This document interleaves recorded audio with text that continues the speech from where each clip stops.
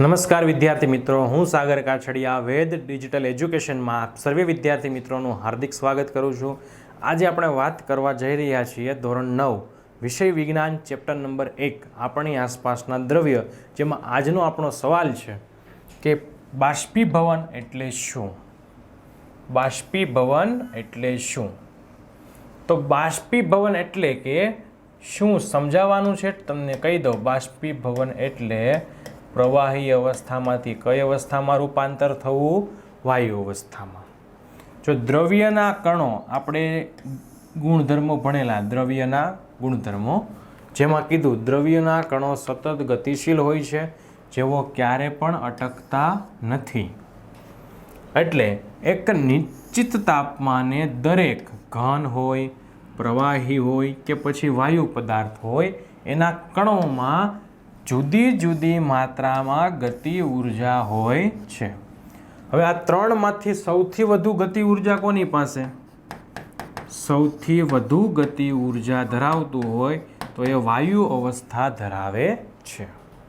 જો અહીંયા પ્રવાહી અવસ્થામાં સપાટી પર રહેલા કણોને કેટલાક અંશે એટલી વધુ ગતિ ઉર્જા હોય છે કે તે બીજા કણોને આકર્ષણ બળથી મુક્ત થઈ જાય છે.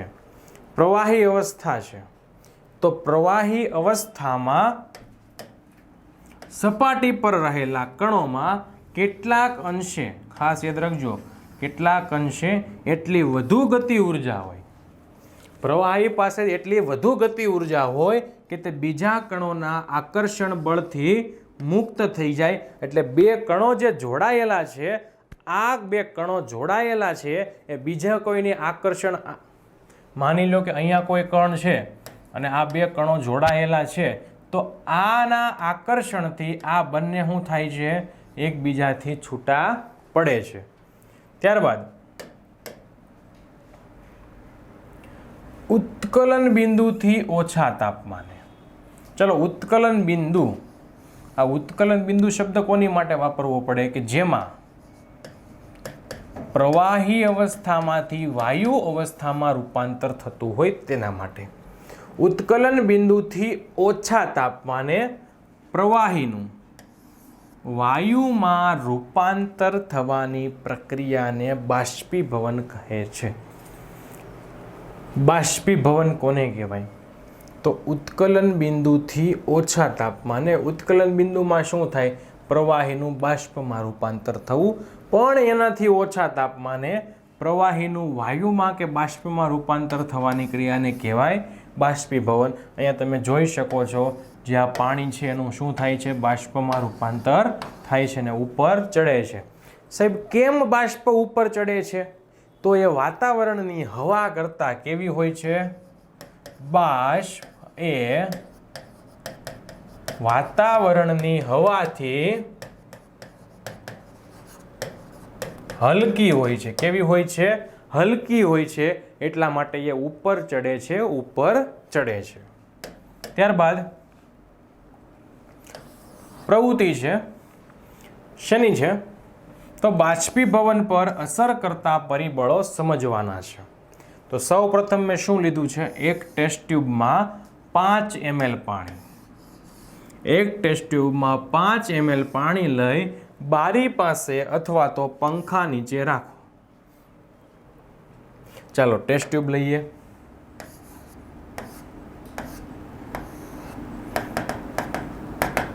કેટલા ml પાણી છે? 5 ml પાણી. ક્યાં રાખવાની છે? બારી પાસે અથવા તો પંખા નીચે. બીજો ટેસ્ટ ટ્યુબ, જેને કહેવાય કસનળી. ચલો, હવે ચાઇના ડીશમાં 5 ml પાણી લઈ તેને બારી પાસે અથવા તો પંખા નીચે રાખો. હવે શેમાં લેવાની છે? ચાઇના ડીશમાં. કેટલા ml પાણી છે? 5 ml પાણી. બારી પાસે અથવા પંખા નીચે. ચલો, આ છે કસનળી અને આ છે ચાઇના ડીશ. ચલો હવે શું કીધું છે કે ખુલ્લી રાખેલી ચાઇના ડીશમાં 5 ml પાણી ભરી તને તમારા કોઈ વર્ગના કબાટમાં અથવા તો વર્ગની છાજલી પર મૂકો. પહેલામાં શું કીધું? કસનળી, બીજામાં ચાઇના ડીશમાં, અને ત્રીજું ખુલ્લી રાખેલી ચાઇના ડીશ. એમાં શું કરવાનું છે? 5 ml પાણી ભરવાનું છે અને વર્ગમાં કોઈ કબાટમાં અથવા તો વર્ગની છાજલી પર મૂકવાની છે. ચલો હવે ઓરડાનું તાપમાન પહેલાં નોંધવાનું છે કે આ તમામ પરિસ્થિતિ છે કઈ કઈ? એક પેલી કસનળીમાં છે, બીજું ચાઇના ડીશમાં, ત્રીજું ખુલ્લી રાખેલી ચાઇના ડીશ પણ મૂકવાની ક્યાં? કબાટની અંદર. તો બાષ્પીભવન માટે લાગેલ સમય અથવા તો દિવસોની આપણે શું કરવાની છે? નોંધ કરવાની છે. વરસાદના દિવસોમાં આ ઉપરના 3 તબક્કા કયા કયા? કસનળીમાં ભરેલું છે, ચાઇના ડીશમાં મૂકેલું છે અને ખુલ્લી ચાઇના ડીશ પણ ક્યાં મૂકેલી છે? કબાટમાં. આ 3 તબક્કાનું પુનરાવર્તન કરવાનું છે વરસાદના દિવસોમાં, એટલે કે ચોમાસા દરમિયાન.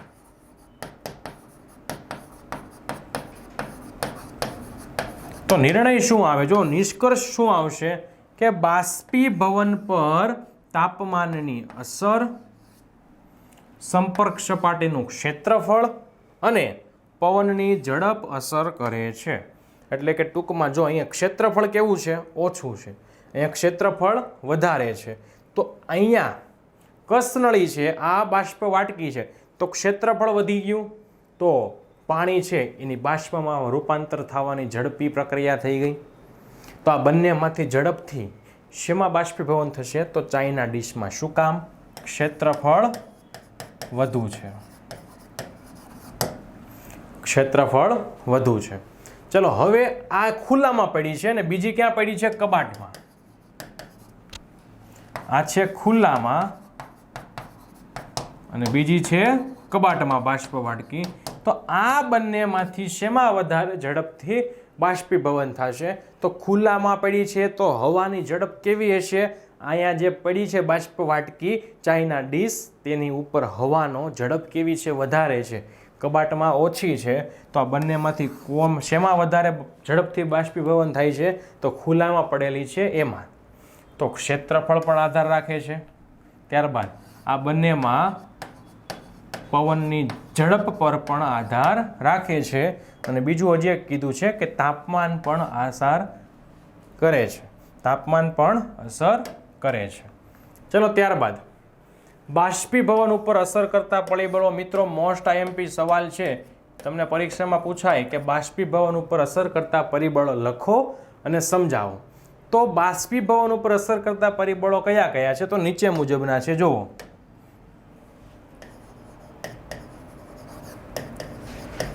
બાષ્પીભવન પર અસર કરતા પરિબળો. તો મિત્રો આને યાદ રાખવા માટેની એક ટૂંકમાં ચાવી છે આપણી પાસે. કઈ છે? સપ્તાહ ભેજો. મિત્રો ખાસ યાદ રાખવાનું છે, સપ્તાહ ભેજો. ચલો આનો અર્થ શું થાય છે? સ એટલે સપાટીના ક્ષેત્રફળમાં વધારો. સપાટીના ક્ષેત્રફળમાં વધારો. ત્યારબાદ પ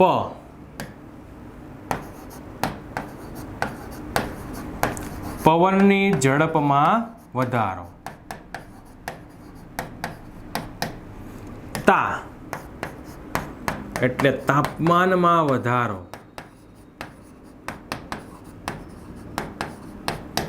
અને ભે એટલે કે ભેજની માત્રામાં ઘટાડો. મિત્રો ચાવી તમારે યાદ રાખવાની છે. સપ્તાહ ભેજો શેની ચાવી છે? તો બાષ્પીભવન ઉપર અસર કરતા પરિબળો. સ એટલે સપાટીના ક્ષેત્રફળમાં વધારો, પ એટલે પવનની ઝડપમાં વધારો, તા એટલે તાપમાનમાં વધારો અને ભે એટલે ભેજની માત્રામાં ઘટાડો. ચલો હવે આપણે વિગતવાર જોવાનું છે. પેલું છે સપાટીનું ક્ષેત્રફળમાં વધારો. તો જુઓ, બાષ્પીભવન એ સપાટી પર થતી પ્રક્રિયા છે. સપાટીનું ક્ષેત્રફળ અથવા તો વિસ્તાર વધે એમ બાષ્પીભવનનો દર પણ વધે છે. જેમ કે કપડાને સૂકવવા માટે આપણે તેને પહોળા કરીએ છીએ. હવે આ દોરી આપેલી છે, આમાં જો કપડાં પહોળા કરીને સૂકવેલા છે, તો આ પહોળા કરીને સૂકવવાનો અર્થ શું થાય છે? ક્ષેત્રફળ એનું વધે છે. હવે એને હું એમ જ સૂકવી દઉં, પહોળા કરતો નથી, ભેગા કરીને સૂકવું છું, તો શું થાય છે? ક્ષેત્રફળ ઘટે છે. ક્ષેત્રફળ ઘટે તો બાષ્પીભવન ઘટે. ક્ષેત્રફળ ઘટે તો બાષ્પીભવનનો દર પણ ઘટે, અને જો ક્ષેત્રફળ વધે તો બાષ્પીભવનનો દર પણ વધે. એટલા માટે કપડાને પહોળા કરીને સૂકવવામાં આવે છે. ત્યારબાદ બીજું છે તાપમાનમાં વધારો. તો તાપમાન વધવાથી વધુ ને વધુ કણોને પૂરતી ગતિ ઉર્જા મળે છે, જેથી તેમનું બાષ્પમાં રૂપાંતર થાય છે. ચલો, આ છે સમુદ્રનું પાણી છે, આ છે સૂર્ય. એના કિરણો ક્યાં પડે છે? સમુદ્રના પાણી પર પડે છે. એટલે આ પ્રવાહી અવસ્થા છે, એના પૂરતા પ્રમાણમાં ગતિ ઉર્જા મળે છે, એટલે આ પાણીનું રૂપાંતર શેમાં થાય છે? બાષ્પમાં થાય છે. તો તાપમાન વધે તો શું થાય છે? તો બાષ્પીભવનનો દર વધે છે. એટલે કે આ બંને છે કેવા છે? એકબીજાના સમપ્રમાણમાં છે. આ બંને કેવા છે? એકબીજાના સમપ્રમાણમાં છે. તાપમાન વધે તો બાષ્પીભવનનો દર વધે, તાપમાન ઘટે તો બાષ્પીભવનનો દર ઘટે છે. ત્યારબાદ ત્રીજું, ભેજની માત્રામાં ઘટાડો થવો. તો હવામાં રહેલી પાણીની બાષ્પને શું કહેવાય છે? ભેજ કહેવાય છે. યાદ રાખવું, હવામાં રહેલી પાણીની બાષ્પની જે માત્રા છે એને ભેજ કહેવાય છે. કોઈ નિશ્ચિત તાપમાને આપણી આસપાસ હવામાં એક નિશ્ચિત માત્રા કરતાં વધુ પાણીની બાષ્પ રહી શકે નહીં. આપણી આસપાસ કોઈ નિશ્ચિત પ્રમાણ કરતાં વધારે પાણીની બાષ્પ ભેજ રહી શકે નહીં. જ્યારે હવામાં પાણીના કણોની માત્રા પહેલેથી જ વધુ હશે તો બાષ્પીભવનનો દર ઘટી જશે. ઉદાહરણ તરીકે આપું તમને હું,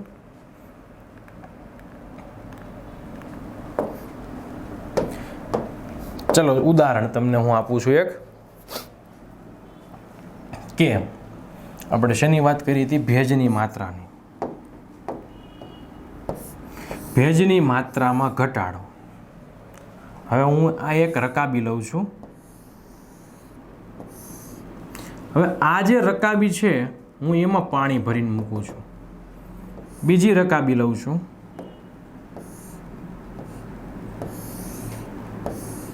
આમાં પણ શું ભર્યું છે? પાણી. આ પણ પાણી છે, આ પણ પાણી છે. હવે આ રકાબીને ઉનાળામાં હું ખુલ્લામાં મૂકું છું અને આ રકાબીને ચોમાસામાં મૂકું છું.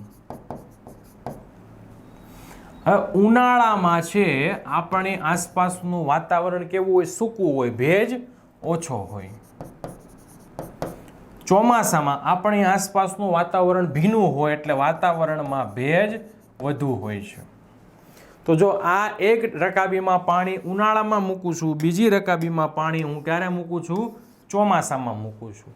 તો બંનેમાંથી કઈ રકાબીમાં પેલા પાણી છે બાષ્પીભવન થશે? તો અહીંયા ભેજ ઓછો છે તો બાષ્પીભવનનો દર કેવો છે? વધારે હોય. એટલે પેલા ઉનાળામાં રકાબીમાં જે પાણી મૂક્યું હતું એ બાષ્પીભવન થવાનો સમય કેવો લે છે? ઓછો. જ્યારે ચોમાસામાં એટલું જ પાણી છે તો બાષ્પીભવન થવા માટેનો સમય કેવો લે છે? વધારે. શું કામ? કે ચોમાસામાં ભેજનું પ્રમાણ વધારે છે, ઉનાળામાં ભેજનું પ્રમાણ ઓછું છે. એટલે જેમ ભેજની માત્રા વધે તેમ શું થાય છે? બાષ્પીભવનનો દર ઘટે. એટલે કે આ બંને છે એકબીજાના જો વ્યસ્ત પ્રમાણમાં છે. આ ભેજ છે અને બાષ્પીભવનનો દર આ બંને એકબીજાના વ્યસ્ત પ્રમાણમાં છે. ત્યારબાદ પવનની ઝડપમાં વધારો. તો એક સામાન્ય અવલોકન કહે છે કે વધુ પડતા પવનમાં કપડાં ઝડપથી સુકાઈ જાય છે. વધુ પડતા પવનને કારણે પાણીના બાષ્પના કણો પવનની સાથે ઉડી જાય છે. આ કપડાં છે, જો અહીં તમે જોઈ શકો છો, વધારે પડતો પવન આવે એટલે કપડામાં રહેલા પાણીના અણુ છે એ શું થાય છે? પવનની સાથે ઉડી જાય છે, જેથી આસપાસના પાણીની બાષ્પની માત્રા ઘટે છે. શું થાય છે? બાષ્પની ઝડપથી પવન ફૂંકાતો તો કપડામાં રહેલા પાણીના અણુઓ છે તે આસપાસ રહેલી બાષ્પના અણુઓ છે એ પવનની સાથે શું થાય છે? પવનની સાથે જાય છે. એટલે આ જે કપડાં સુકાય છે એનું આસપાસનું વાતાવરણ એ કેવું બનાવે છે? સૂકું બનાવે છે. ભેજનું પ્રમાણ ઘટે છે અને ભેજનું પ્રમાણ ઘટતું હોવાથી આ જે પવનની ઝડપ વધે છે, ભેજનું પ્રમાણ ઘટે છે એટલે કપડાં ઝડપથી સુકાઈ જાય છે વધુ પડતા પવનમાં. એટલે પવનની ઝડપ વધે તો શું થાય? બાષ્પીભવનનો દર વધે છે. તો આ બંને એકબીજાના સમપ્રમાણમાં છે એમ કહી શકાય છે. ત્યારબાદ આગળ, બાષ્પીભવન થવાથી શા માટે ઠંડક ફેલાય છે, ઠંડુ લાગે છે? તો ખુલ્લા પાત્રમાં રાખેલ પ્રવાહીમાં દરેક તાપમાને સતત બાષ્પીભવન થતું રહે છે. એટલે કઈ રીતે? જો બાષ્પીભવન દરમિયાન ઉર્જાને પુનઃ એટલે ફરીથી પ્રાપ્ત કરવા માટે પ્રવાહીના કણો પોતાની આસપાસ ઉર્જાનું અવશોષણ કરે છે. શું કરે છે? અવશોષણ કરે છે, જેને લીધે આસપાસમાં ઠંડક ફેલાય છે. ફરીથી એકવાર કહું છું કે શું થાય છે? બાષ્પીભવન થાય છે દરમિયાન ઉર્જાને પુનઃ પ્રાપ્ત કરવા માટે પ્રવાહીના કણો પોતાની આસપાસના કણોનું અવશોષણ, એટલે કે જ્યાં પ્રવાહીનો જે કણ છે તમને કાળા રંગનો દેખાય છે એ શું કરશે? આસપાસના કણોને પોતાની તરફ ખેંચે છે, પોતાની તરફ શોષે છે, અવશોષણ કરે છે. એટલા માટે આસપાસમાં શું ફેલાય છે? ઠંડક ફેલાય છે. ત્યારબાદ ઠંડા પાણીથી ભરેલો ગ્લાસ. ઠંડા પાણીથી ભરેલા ગ્લાસમાં બહારની સપાટી પર પાણીના ટીપાં શા માટે બૂંદો સ્વરૂપે દેખાય છે? તમે કોઈ ઠંડા પાણીનો ગ્લાસ ભરો છો, થોડીક વાર ખુલ્લો રાખો એટલે બહારની જે સપાટી છે આ રીતે, આ બહારની સપાટી પર તમને પાણીના ટીપાં બાજેલા જોવા મળે છે. શું કામ? જો કોઈ પાત્રમાં આપણે બરફ જેવું, શેના જેવું? બરફ જેવું ઠંડુ પાણી ભરીએ ત્યારે ઝડપથી પાત્રની બહારની સપાટી પર પાણીના ટીપાં નજરની સામે આવવા લાગે છે. તેનું એક જ કારણ છે કે હવામાં રહેલી પાણીની બાષ્પની ઉર્જા ઠંડા પાણીના સંપર્કમાં આવવાને લીધે ઓછી થઈ જાય છે.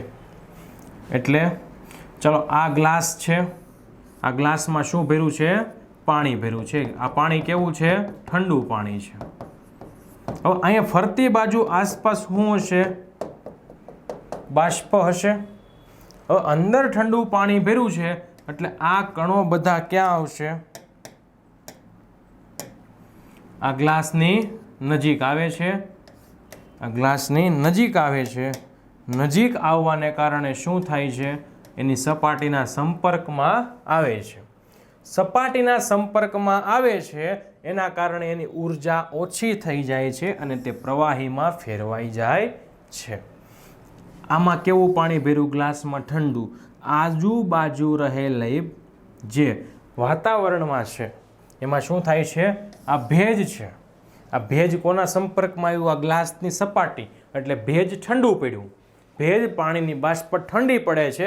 ઠંડી પડે એટલે તમને શું જોવા મળે? અહીંયા પાણીના ટીપા આ રીતે જોવા મળે છે, જે આપણને બૂંદો સ્વરૂપે દેખાય છે.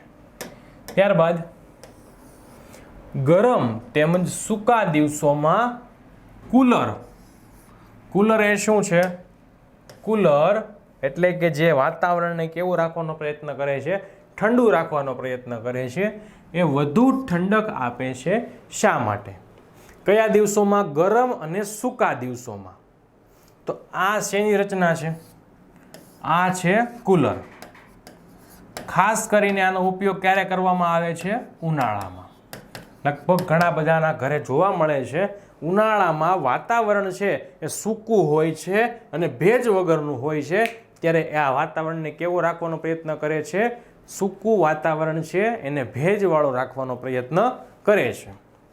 તો ગરમ અને સૂકા દિવસોમાં બાષ્પીભવનનો દર વધારે હોય છે. બાષ્પીભવનનો દર વધારે હોય છે, તો આ દિવસોમાં કુલર વધારે ઠંડક આપે છે. શું કામ? કે ગરમ અને સૂકા દિવસોમાં બાષ્પીભવનનો દર કેવો છે? વધારે છે. બાષ્પીભવનનો દર વધારે એટલે કે જે પ્રવાહી છે, પ્રવાહીમાંથી બાષ્પ ઝડપથી બની જાય છે. એટલે વાતાવરણ કેવું થઈ ગયું? સૂકું થઈ ગયું.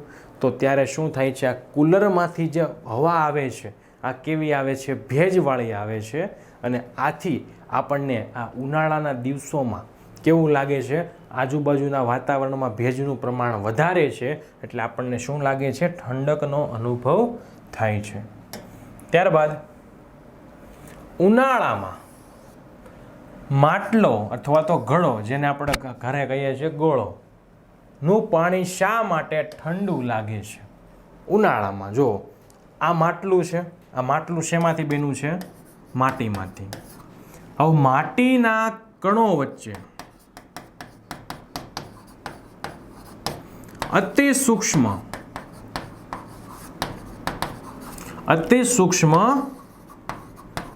અવકાશ હોય. માટલું શેમાંથી બન્યું? માટીમાંથી. અને માટીના કણો જ્યારે બનાવટ કરવામાં આવે, જો નરી આંખે દૂરથી જોઈશ તો મને એક માટલું એકદમ છે પરફેક્ટ દેખાય છે, ક્યાંય પણ છિદ્ર દેખાતું નથી. પણ એને અતિ સૂક્ષ્મ રીતે જો નિહાળવામાં આવે તો એના કણો વચ્ચે અતિ સૂક્ષ્મ અવકાશ, નહિવત પ્રમાણમાં અવકાશ હોય છે.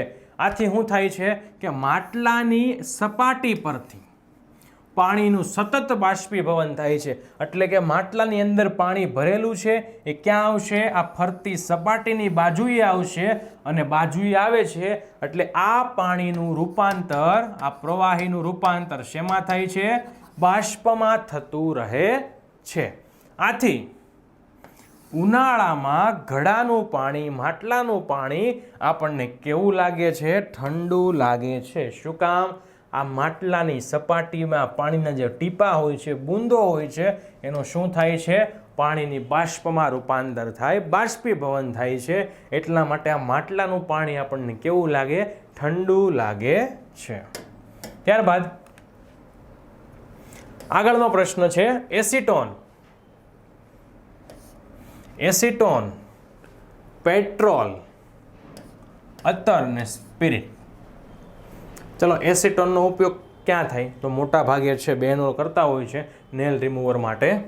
પેટ્રોલ ગાડીઓમાં ઈંધણ તરીકે. અત્તર જે કપડામાં સુગંધીદાર પરફ્યુમમાં.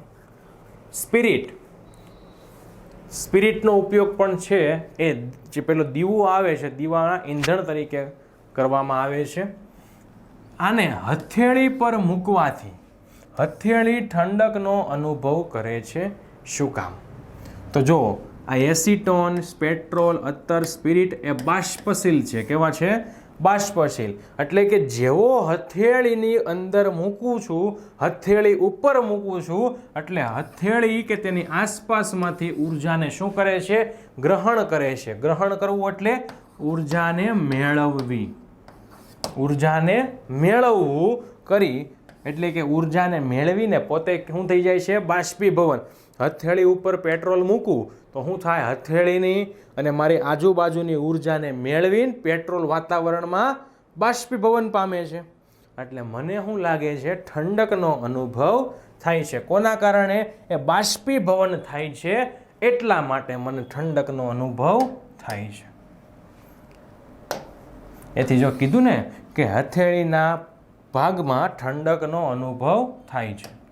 ત્યારબાદ આગળનો સવાલ કે કપમાં રહેલ ગરમ ચા દૂધની તુલનામાં રકાબીમાં કાઢી આપણે ચા અથવા દૂધ ઝડપથી પી શકીએ છીએ. એટલે કે તમે કપમાં જે ચા ભરી હોય એ ચા અને રકાબીમાં લીધેલી છે એ ચા. ચલો, આ ચા શેમાં છે? કપમાં છે. હવે એ જ ચાને હું ક્યાં લઈ જાઉં છું? આ રકાબીની અંદર. હવે આ રહેલી કપની ચા અને આ છે રકાબી. તો શું કીધું છે આપણને કે કપમાં રહેલ ગરમ ચા અથવા દૂધની તુલનામાં રકાબી કે પ્લેટમાં રહેલી ચા કે દૂધ ઝડપથી પી શકીએ છીએ. તો જુઓ અહીંયા આ કપ છે, આ કપનું ક્ષેત્રફળ કેવું છે? કપનું ક્ષેત્રફળ ઓછું છે. કોની સરખામણીમાં? રકાબીની સરખામણીમાં. તો રકાબીનું ક્ષેત્રફળ કેવું થયું? વધુ થયું. તો સપાટીનું ક્ષેત્રફળ કે વિસ્તાર વધતા બાષ્પીભવનનો દર વધે છે. એટલે કે કપ કરતાં રકાબીમાં ક્ષેત્રફળ વધારે છે, તેથી તેમાં રાખેલી ચા કે દૂધ ઝડપથી પી શકીએ છીએ. એટલે કે આમાં ઝડપથી ઠંડી થાય છે, આમાં ઝડપથી ઠંડી થતી નથી. એટલે ઝડપથી ઠરી જાય છે, ઠંડી પડી જાય છે. એટલે આપણે આ રકાબીમાં કે પ્લેટમાં રાખેલી ચાને ઝડપથી પી શકીએ છીએ. જો આ ક્ષેત્રફળ આનું જુઓ અને કપનું જુઓ.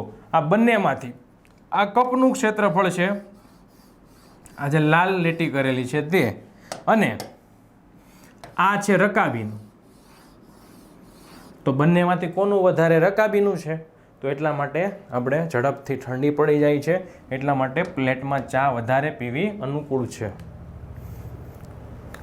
ત્યારબાદ આગળ ઉનાળામાં આપણે ઉનાળામાં આપણે કયા પ્રકારના કપડાં પહેરવા જોઈએ? શા માટે? ક્યારે વાત કરી? ઉનાળામાં વાત કરેલી છે. તો ઉનાળામાં સુતરાઉ કાપડના કપડાં પહેરવા જોઈએ. શું કામ? તો શારીરિક પ્રક્રિયાઓને કારણે ઉનાળાના દિવસોમાં આપણને વધુ પરસેવો વળે છે. કેવા કપડાં પહેરવા? સુતરાઉ. શું કામ? ઉનાળામાં વધારે પરસેવો વળે છે. પરસેવો એટલે શું? આપણી શરીરની અંદર રહેલું પાણી ક્યાં આવે છે? ચામડી મારફતે બહાર આવે છે. એને આપણે શું કહીએ? પરસેવો. હવે આ પરસેવો છે એ કોણ શોષી લે છે? આ પરસેવો છે એ કોણ શોષી લે છે? સુતરાઉ કાપડ. અને સુતરાઉ કાપડ શોષી લે છે એટલે એમાંથી શું થશે? બાષ્પીભવન થશે. એટલે આપણને શું થાય છે? ઠંડક કે શીતળતાનો અનુભવ થાય છે. જેમ કે આપણે જાણીએ છીએ કે બાષ્પીભવન દરમિયાન પ્રવાહીની સપાટીના કણ આપણા શરીર કે આપણી આસપાસની ઉર્જાને મેળવીને બાષ્પમાં ફેરવાઈ જાય. એટલે કીધું હમણાં કે જે પરસેવો વળે છે એ આ કપડાં શું કરશે? શોષણ કરી લે છે. એ શું કરશે? એનું બાષ્પમાં રૂપાંતર કરશે. એ બાષ્પમાં રૂપાંતર કરે છે એટલે આપણને કેવો અનુભવ થાય છે? ઠંડકનો અનુભવ થાય છે. ત્યારબાદ બાષ્પીભવન ગુપ્ત ઉષ્મા જેટલી જ ઉષ્મા ઉર્જાનું આપણા શરીરમાંથી શોષણ થાય છે. ખાસ યાદ રાખો, બાષ્પીભવન ગુપ્ત ઉષ્મા જેટલી જ ઉષ્મા ઉર્જાનું આપણા શરીરની અંદર શું કરે છે? શોષણ કરે છે અને આપણને ઠંડક આપે છે. તો જો કે સુતરાઉ કાપડમાં પાણીનું અવશોષણ વધુ થાય છે. એટલા માટે ઉનાળામાં કેવા પહેરવાના છે? સુતરાઉ કાપડના કપડાં. કારણ પાણીનું અવશોષણ કેવું થાય? વધુ. તેથી આપણને થતો પરસેવો તેમાં અવશોષી લેવો. અવશોષી લેવો એટલે જે પણ પરસેવો વળે છે એ બધું શેમાં શોષાઈ જાય છે? આપણે જે સુતરાઉ કાપડના કપડાં પહેરેલા છે તેમાં. અને વાતાવરણમાં સરળતાથી બાષ્પીભવન પામી શકે છે. ત્યારબાદ કેટલીક માપન યોગ્ય ભૌતિક રાશિઓ અને તેના એકમો સંજ્ઞાઓ જણાવો. પેલી ભૌતિક રાશિ તાપમાન. તાપમાનનો એકમ કયો છે? આપણે અગાઉ પણ જોઈ ગયા, કેલ્વિન, જેને દર્શાવાય છે કેપિટલ M વડે. ત્યારબાદ લંબાઈ. લંબાઈનો એકમ કયો છે? આ જે પણ એકમની વાત કરું છું ને, આ SI એકમો છે. SI એકમો છે. એનો SI એકમ છે મીટર અને જેને દર્શાવાય છે સ્મોલ m વડે. ત્યારબાદ દળ. દળનો SI એકમ છે કિલોગ્રામ, જેને દર્શાવાય છે પહેલો લેટર કેપિટલ K નો અને G છે સ્મોલ, કિલોગ્રામ. ત્યારબાદ બળ. બળનો SI એકમ છે ન્યૂટન, જેને કેપિટલ N વડે દર્શાવવામાં આવે છે. ત્યારબાદ કદ. કદનો SI એકમ છે મીટર ક્યુબ. આ ઉપર 3 લખ્યા ને એને શું કહેવાય? મીટર ક્યુબ, જેને કહેવાય મીટર સ્મોલ m અને ઉપર એની 3 ઘાત. ત્યારબાદ ઘનતા.